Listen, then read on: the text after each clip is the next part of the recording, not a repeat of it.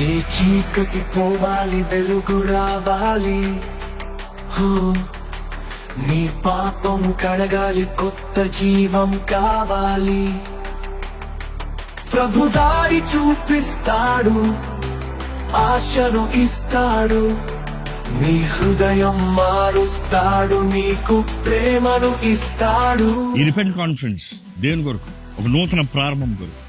మీలో ఎంతోమంది మీరు తెలియజేసిన ప్రార్థన భారాలను బట్టి ఎంతో భారముతో దేవుని సన్నిధిలో ఏం చేయాలి, ఎందుకంటే ఎంతో మంది ఉన్న సమస్యలు, పోరాటాలు, మీరు సతమతమవుతున్న విషయాలు చూసినప్పుడు వాట్ కెన్ బి డన్, ఏం చేద్దాం అన్నప్పుడు ఒకటేనండి, మీరు ప్రార్థన చేయాలి.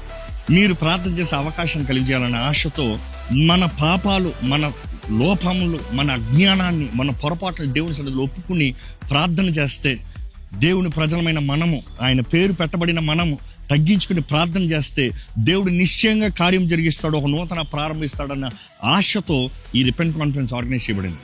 ఓ ప్రభువా, నీ కృపతో మార్పు తెచ్చి, నీ ప్రేమలో నన్ను నింపి, నీ క్షమతో నన్ను నడిపి, నీ దారి నాకు చూపవా.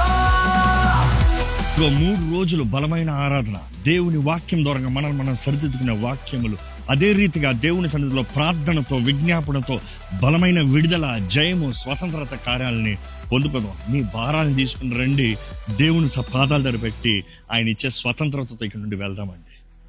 ఈ స్థలాన్ని ఇప్పటికే ఎంతో ఆశతో, ఎదురుచూపుతో సిద్ధపరుస్తున్నామండి. ప్రార్థనతో దేవుడు కార్యం జరిగించాలని ఎంతో ఎదురుచూపుతూ ఉన్నాము. మీరు కూడా ఎదురుచూపుతారండి.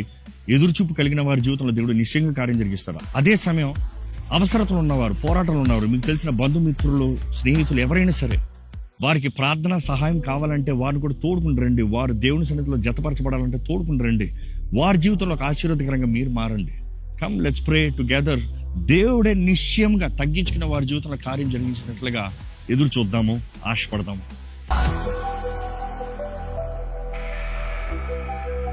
పిలుపు స్పష్టంగా ఉంది, ఆహ్వానం మీ ముందుంది. ఇదిగో ఇదే సమయం. వాక్యం తెలియజేస్తున్న రీతిగా ఇదే అనుకూల సమయము, నేడే రక్షణ దినము. ఇదిగో రాజు పిలుస్తున్నాడు, స్పందిస్తారో చూడండి. నన్ను నిలుపు ప్రభు,